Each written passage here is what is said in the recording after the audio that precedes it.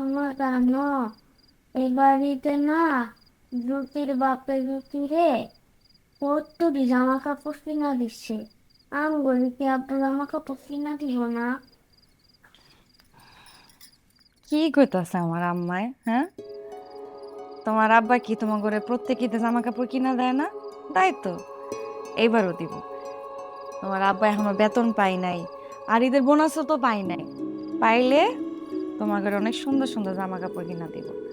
আর তাছাড়া আমরা তো এখনো মনিটাইজেশন পাই নাই। কত রিলস ছাড়ছে, একটা রিলস হইলেও তো ধরবো, তাই না? যখন রিলস ধরবো দেখবা টাকাই আর টাকা। এই টাকার কই রাখবো আমরা? তখন কি আমাকে একটা দুইটা জামা হইবো? তখন আমাকে করে অনেকগুলা জামা কিনা দিব। আর জামার সাথে ম্যাচিং কইরা চুড়ি কিনা দিব, টিপ কিনা দিব, কানের দুল কিনা দিব, আর ওই যে কইছিল না প্রজাপতি জামা, ওরিও কিনা দিব। আমার আম্মা মন খারাপ করে না, তোমার আব্বা সব দেখে নিব। হ্যাঁ, ঠিক আছে। মাইয়া দুইটার মন খারাপ, এখনো ঈদের জামা কিনা দাও নাই।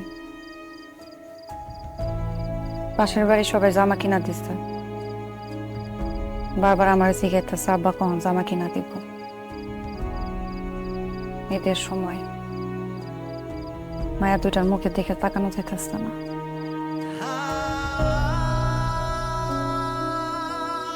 কি করবো এখন?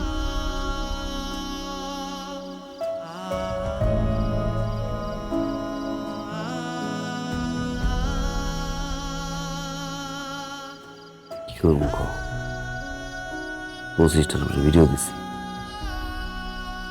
ধরে না তো ধরেই না। আমার ঠাড়া পড়ছে, কিছু দিয়ে ফোনটা কিনলাম।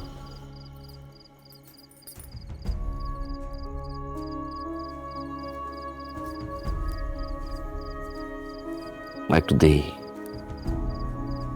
যদি কোনো কিছু না হয়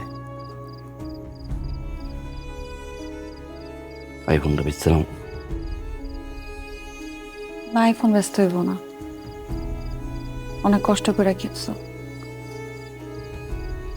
দেখো অন্য কোনো ব্যবস্থা করতে পারো কিনা।